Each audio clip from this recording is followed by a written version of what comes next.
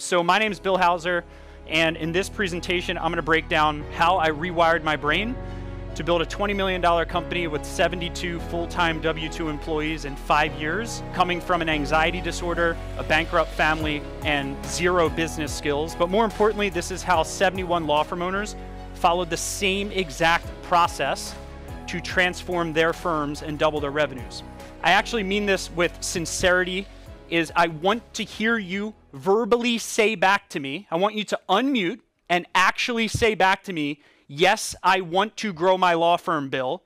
Go ahead and say that to me right now if that's you. Yes, I want to grow my law firm, Bill. So I am putting my hand on the Bible and telling you right now that I am going to show you the psychological process through which you can do that. This event is designed to add $1.2 million to your firm. This is not theory.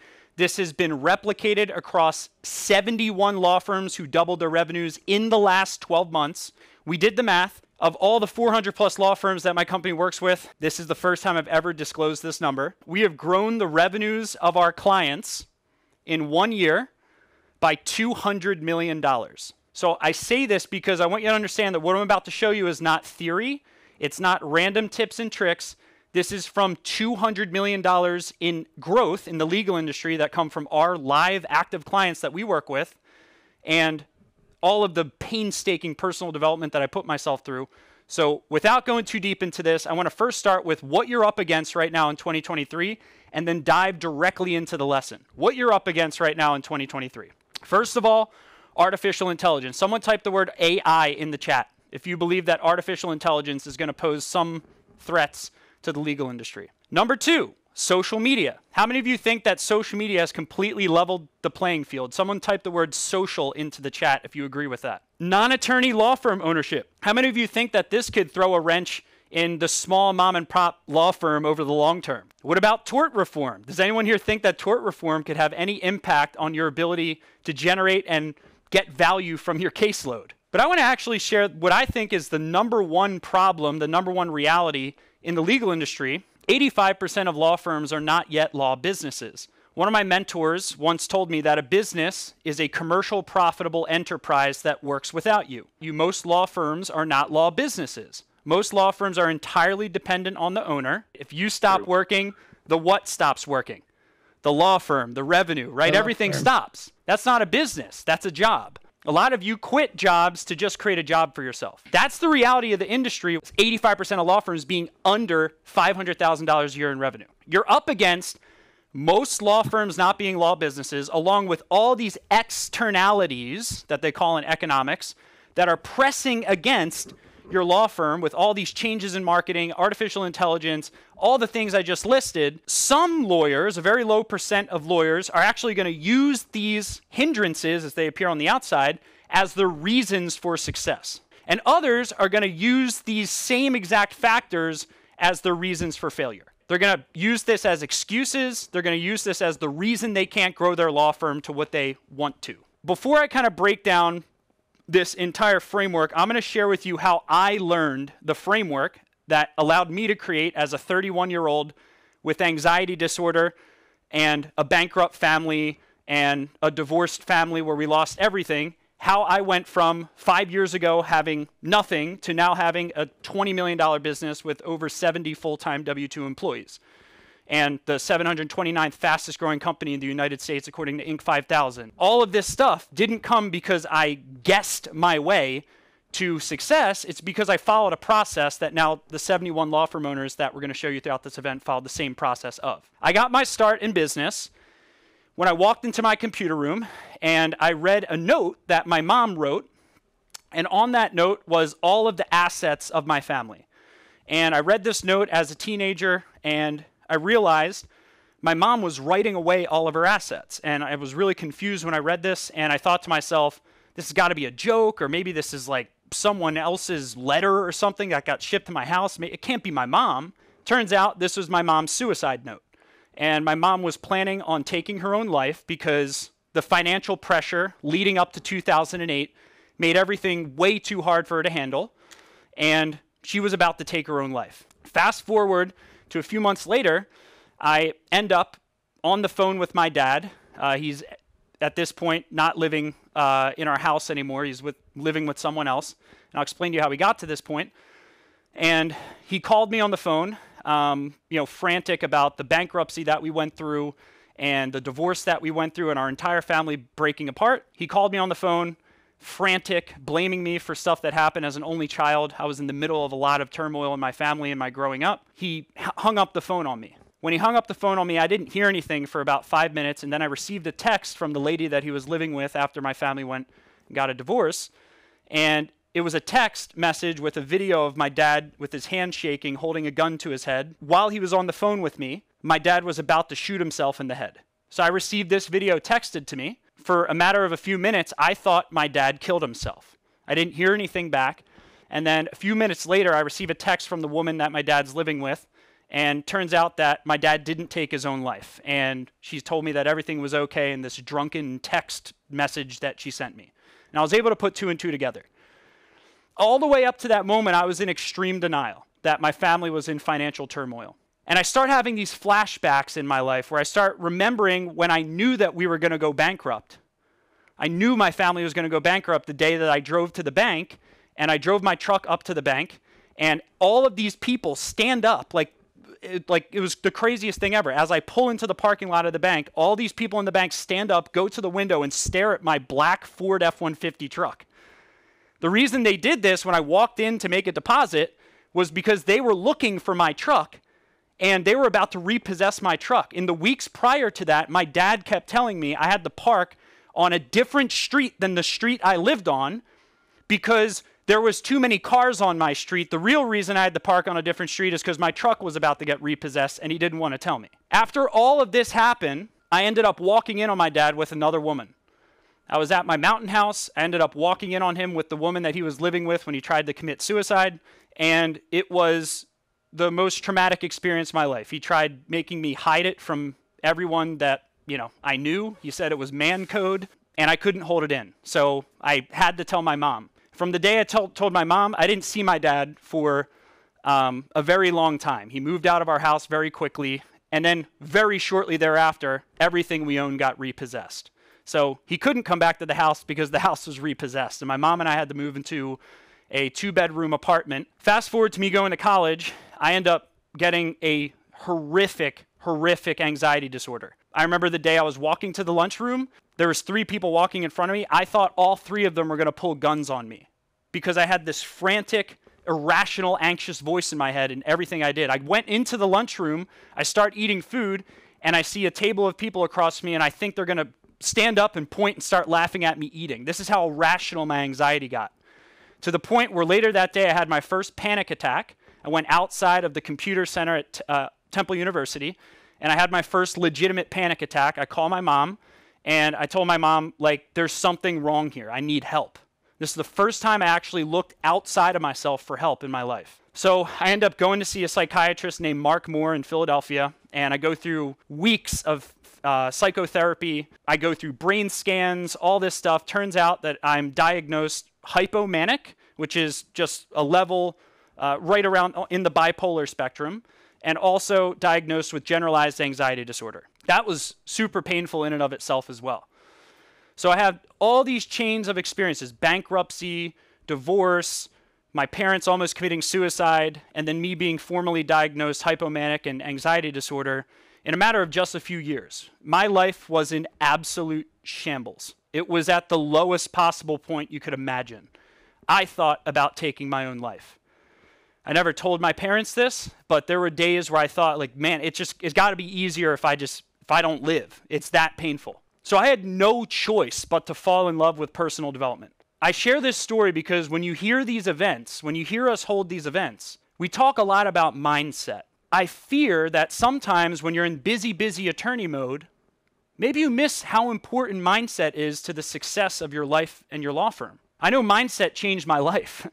I remember when I saw the first positive thinking video from Brian Tracy online, which led to me going to learning about Brendan Burchard, which led to me learning about Tony Robbins. And I went to my first personal development conference, and I was so embarrassed. I thought I had a problem. I thought, there's no way I can be interested in personal development, positive psychology, unless I have a problem. So I thought I had to be private about this. Well, it turns out there's a lot of freaking people on planet Earth who love personal development. And that's what I fell in love with. I fell in love with replacing my ailments with a bigger vision. I started asking myself, how am I going to overcome this anxiety disorder? So I pick up this book called The Linden Method by Charles Linden, and it taught me that I had to distract my mind every single time an anxious thought came up. And that worked, and got 80% of my anxious symptoms went away about after a year of me practicing diversion. But at one point, I started realizing I can't keep trying to prevent going into my ailment. I need to go towards something bigger than my ailment. So I realized that by trying to solve my ailment, by trying to solve my anxiety, I was missing the boat completely. So what I learned was I had to embrace a bigger vision. I had to embrace a bigger why. I had to embrace a bigger belief. And I had to take massive action if I wanted to change my life. The thing by far that changed my life was cultivating a big vision for myself. So I start a sales job at yellowpages.com, and ever since I started that sales job at yellowpages.com, this is six years ago, I've never felt inappropriate anxiety ever again. Why? Because I entered that sales job telling myself, I will make $400,000 in my first year. I set a huge goal. I told my sales manager this. What do you think he said? Bullshit. You're not going to make $400,000. No one's ever made that much. So I start getting criticism for having a bigger vision for my future. And I start realizing, there's something here. But I didn't relent. I didn't go, oh, since someone criticized me, I'm going to lower my goal to what's more realistic. No. I kept it high. And did I reach it? No. I made $265,000 in my first year after coming out of that deep despair that I was in. So I realized the power of setting bigger goals. After 18 months, I became the #1 sales rep at yellowpages.com. I ended up quitting, and then I started my company. This is 5 years, 8 months ago. I started this company, SMB Team, which now, again, has over 70 employees and did around $20 million, just over $20 million last year across our two companies. So I don't share this to brag. I share this because what I'm about to show you is the exact cognitive, psychological process that I went through to make this transformational shift.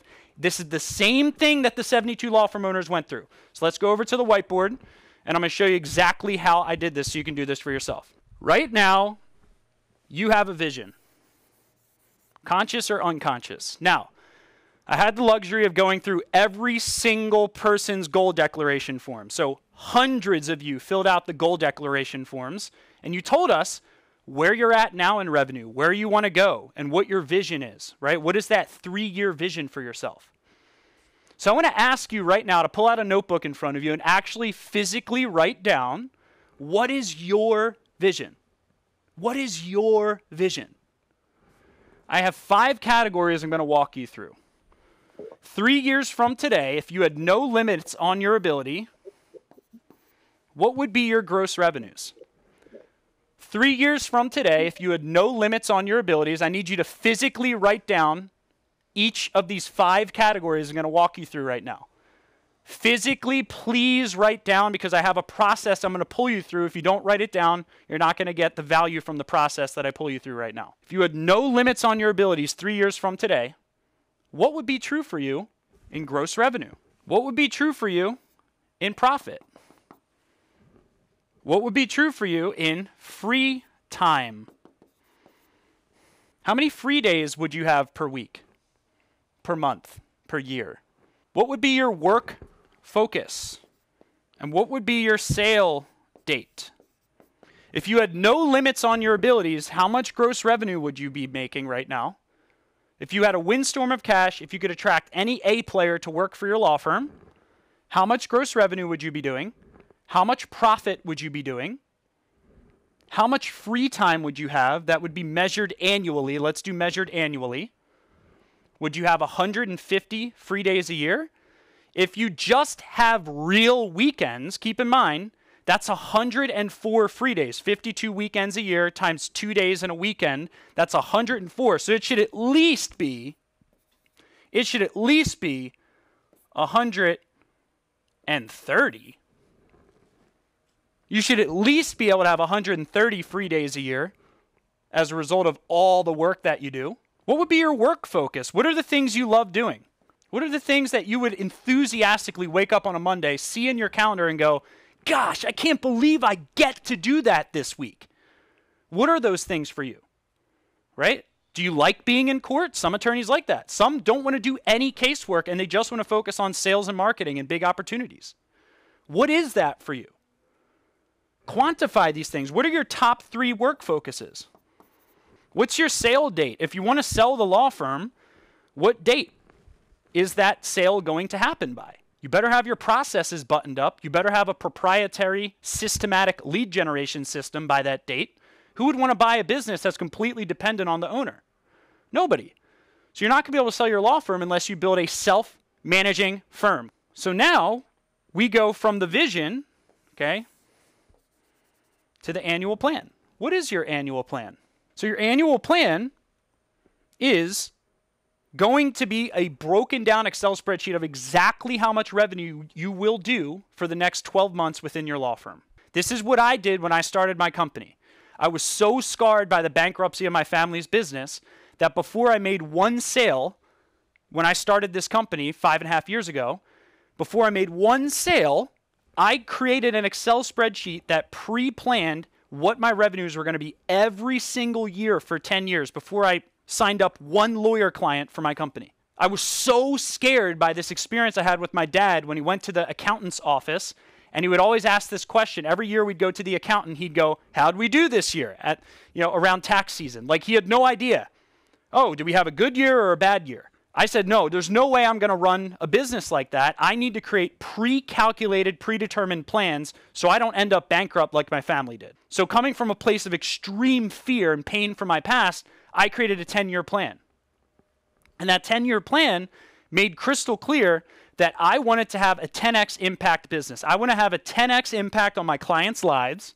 And as a result of that, I want to earn a 10% commission from the impact that I make on my clients' lives. So I said, I want to make a $2.56 billion positive impact on the legal industry, and therefore I want to deserve a 10% commission of that and deserve a $256 million a year business. I wrote that down, and that was all part of my vivid vision at that point in time, which we'll break down in a moment. So what is your annual plan? Let's say that you wanted to add $1.2 million to your law firm in the next 12 months. That would be $100,000 per month. So what does that look like? Everyone give me your average case value in the chat right now. Your average, don't overcomplicate it. What is the average amount of money that you receive on average from a client? I see $2,500, $2K, $6K, $5K, $4K, $5K, $7,500. So what we're going to do, first of all, here's a $1 million tip for everyone. If you're in PI, just start accepting better cases. And if you're in non-PI, raise your fees. Because I see a big opportunity here for a lot of you to raise your average transaction value per case. But let's just say that your average case value is $5,000. Okay? If you needed to bring in an extra $100,000 per month, how many additional cases per month would you need to bring in an extra $100,000 per month? Everyone catch that? You would need 20 additional cases a month at a $5,000 average fee in order to generate an additional $100,000 per month. How many leads would you need in order to bring in an extra $100,000 a month in revenue? Well, let's say you have a 20%. How many of you actually, give me some numbers in the chat. What is your average lead to signed case conversion rate? If someone calls your law firm, what percent of those people actually sign up with you? 10%, 50%, 50%, 95, 20, 50, 31. Thank you, everyone. Let's just say 20%. 20% of your leads turn up into signed cases. Well, you would need how many leads per month? Someone unmute and tell me. How many leads per month would you need to get 20 signed cases a month at a 20% conversion rate? 100. You need 100 leads per month in order to get there. So you signed up for this event to learn how to transform your law firm by adding $1.2 million to your firm, adding more freedom to your firm. And just like working out, you know exactly how to do it because we just established the math. Can everyone unmute, put in the chat, tell me, Bill, this is pretty easy. Tell me, Bill, this is pretty easy. In the chat, unmute, tell me. Pretty easy. This is very easy, Bill. This is not rocket science. Just like working out. Does everyone here know how to lose weight? Everyone here knows how to get in better shape. Everyone here knows how to grow your law firm. Everyone knows how to do it. The question is, why didn't you already do it? Why didn't you already do it? We'll get to that in just a second. My invitation is that the reason you didn't do it already is because of this psychological process right here. The next 10 minutes are going to be what change your life if you pay close attention to what I'm about to walk you through. Everything prior to this was to lead you up to the next 10 minutes right now. Vision, why, belief. We're going to start with these three. Your vision is what will be true for you 3 years from today if you had no limits on your abilities. We wrote this up here. Okay? Now I want to do a quick exercise with everyone to make this make sense to you. I want everyone, now I actually need you to unmute and talk to me during this for the exercise to work, okay? I want everyone to unmute. All right, I'm going to do it. Everyone unmute and tell me, I am sexy. Go ahead, unmute in 3, 2, 1 and tell me I am sexy. Go ahead. I'm sexy. I'm sexy. So sexy, yeah. Okay, so thank you. Okay, so now I want everyone to tell me, how did you feel when you said that out loud? I was laughing. I was laughing. Oh, great.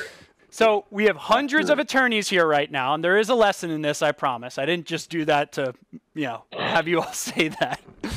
There's a lesson here. Hundreds of you just said, I am sexy, and hundreds of you all just had a different emotional response to what you just said. I'll give you another more serious example, right? I go to Mars in 3 months. I want unmute and say that, and then feel the way your body feels when you say this, whether you believe it or not. Say, I go to Mars in 3 months. Go.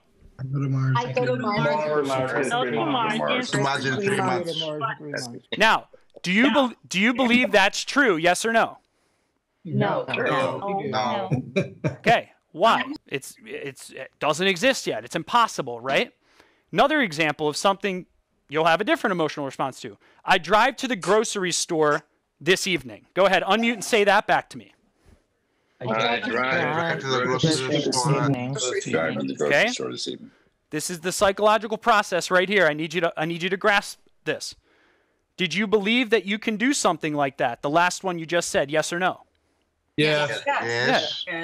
You have reference experiences that tell you that's possible for you. It doesn't seem unreasonable to you. This is where negative thinking enters your life. I want you to say, I grow my law firm by $1.2 million next year. Say it right now. I grow my law firm by $1.2 million. How did you feel about that? Now, what's interesting, okay, what's pretty interesting here is, again, hundreds of you just said the same thing, and hundreds of you all had a different emotional response to what you said. Why do we add contingency language to the goals that are most important in our life?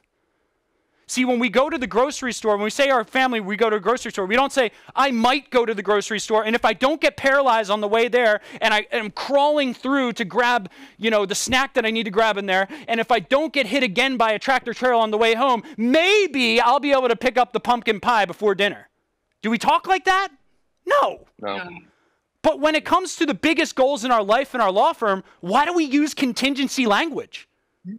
Why do we say, oh, I'd like to, if X, Y, and Z goes right, if I can find the right people, if I can get the leads? Why do we add contingency language to the goals that are most important in our life? It comes down to this exact process. So when you have a clear vision, the separator is those first that have a crystal clear why to back it. The way you can tell someone's why is their I picture statement or their I refuse statement. I refuse statement is very simple for me. I refuse to have my family end up like my growing up family did, going bankrupt, leading to infidelity, alcoholism. I refuse to ever put my family through the pain that I went through. So I will never, ever allow my business to be the problem. Ever. I refuse. What is your I refuse statement? I refuse to die at the desk. I refuse to work 20 years and have nothing to show of all the work that I put in for my law firm. What's your I refuse statement? And what's your I picture statement? I picture the day I'm on a sabbatical and I receive a $100,000 profit week while I'm on vacation, or a $100,000 profit month while my law firm's running itself. What is that I picture statement for you? See, we don't get what we want, we get what we have to have. Reasons create results more than anything else. Show me the reasons behind someone's success, and I will tell you how likely it is that they're going to be successful. 2 examples. Someone at the beginning of the year says, I'd like to lose a couple of pounds. That's person A. Person B says, they go to the doctors, and the doctor says, if you don't work out this year, you're going to die. Who would you put your money on, person A or person B? Who has deeper reasons? Person B. What are your reasons, right? So, your belief. Belief is a lot like a tabletop, right? So the ideas that I throw at you, right, like I am sexy, I grow my law firm by $1.2 million in a year, what happens is immediately ideas are backed by what are called reference experiences, and in layman's terms, I call this your list of limits. What is your list of limits? What's all the reasons that you can't grow your law firm by $1.2 million in 1 year? Go ahead, type it into the chat right now. Why can't you grow your law firm by $1.2 million in 1 year? Someone else did it. You're going to hear from attorney after attorney after attorney. 9 different law firms are speaking at this event who all did that. Why can't you do that? The most successful attorneys, they turn their list of limits into their transformation agenda. I know this is what I did for myself. Every single thing you say, how do I find the leads? How do I hire the right people? How do I delegate casework? How do I delegate intake? My market's different. This, that, the other. Whatever your list of limits are. My situation's different. I'm too young. I'm too old. Whatever your excuses are, the most successful mindset is to turn your list of limits into your transformation agenda. Most successful people on planet Earth, they have a habit of asking themselves these 3 words before every problem they have. How can I? It's not, oh, I don't have the leads. No, how can I generate the leads? How can I find the right people? How can I, before all of your list of limits, okay? Can I get a commitment from everyone that throughout this entire event, when you are faced with something that you feel a sense of lack of self-confidence around, that you're going to turn that into a transformation agenda item? See, the beautiful thing that happens when we start rewiring our belief system by turning our list of limits into our transformation agenda using quality questions, like I just walked you through, is we start taking what's called action, but not just regular levels of action, massive action. Here's the difference between massive action and regular levels of action. Beginning of the year hits, one person buys 1 healthy meal at the beginning of the year because they want to lose some weight. The other person pays a fitness coach $30,000 at the beginning of the year for fitness training sessions for an entire 12 months in advance that are all put in the calendar in advance and pre-orders meal prep for the next 3 months. Who took action, the first person or the second person? Second. That's the difference between minor action and massive action. So when you believe you can do something, when you have a clear why, are you going to take more or less action? You're going to take more action. When you take more action, are you going to form successful habits or unsuccessful habits? What do you think? Successful. And after you take enough successful actions, what are you going to get? Better what? Results. And when you get better results, what is that going to do to your belief system? Raise it. I can do this. And then when you raise your belief system even more, are you going to take more action? Yeah, you're going to take more, and then you're going to even bigger habits, better habits, more successful, and then you're going to get even better results. And it creates this entire success spiral, which Ray Dalio talks about in his book Principles. This is the problem-solving formula of goal setting, failure, and resetting. Goal setting, failure, and resetting. Goal setting, failure, and resetting. This creates a success loop in your life. See, what's fascinating about this whole example that I just gave you is that this example is actually what's going on in your head every single day. See, these are your eyeballs right here, okay? Here's your little smile. Here's your nose. This system is happening within your brain through every single thing that you do. Every client call you do, every client fire you go to put out, every single problem you deal with in your law firm, this system is humming in the background. So my question to everyone is everyone here capable of making a slight shift to your thinking to see the results that the 71 law firm owners who grew their law firms 2x in 1 year, are you willing to employ micro changes based on this framework to transform your law firm in the same exact way? Yes. Definitely. Yes. Oh, yeah. There's one thing I want to tie this together with before I transition this to our next person. You don't need to have the belief to get started. You don't need to have some deep-seated why and go through all the pain that I went through in my childhood to get started. You need two things to get started. There's two things that are always in your control, no matter where you're at. Number one, your vision. 100% of the time, number one is your vision. You always have control over getting more clear and more conviction over your vision.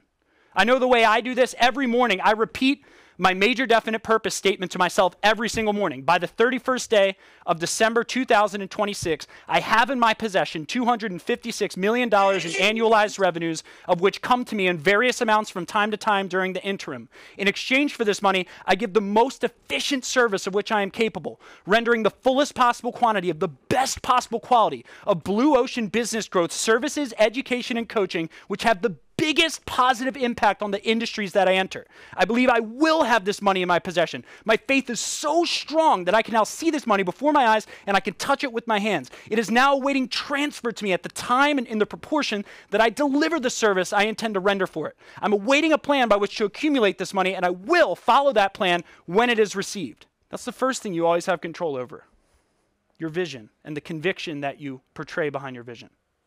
The second thing that you always have control over is the level of action that you take.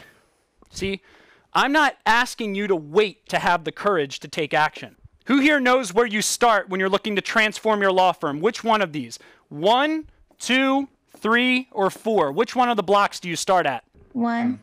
You never wait until you have the courage before you transform your law firm. You never wait until you have the capability to transform your law firm. You never wait until you have the confidence. You commit first. And when you commit, it forces you through a period of courage. Fear is wetting your pants. Courage is doing what you set out to do with wet pants. Fear is wetting your pants. Courage is doing what you set out to do with wet pants. You force that through a period of courage. You earn a new capability. Oh, wow, I actually can grow my revenues. I can increase my lead volume. I can hire people. You lead that into another level of confidence. You get flooded with confidence, and then you make an even bigger commitment, and you go through the success cycle. This is the process I used. This is the process that 71 law firm owners used. And now it's the process that you're going to use throughout this 3-day event to add at least $1.2 million to your law firm, or whatever your goal is. I hope it's higher than that over the next 3 days. It's my honor to serve you, and I'll see you in my next speech.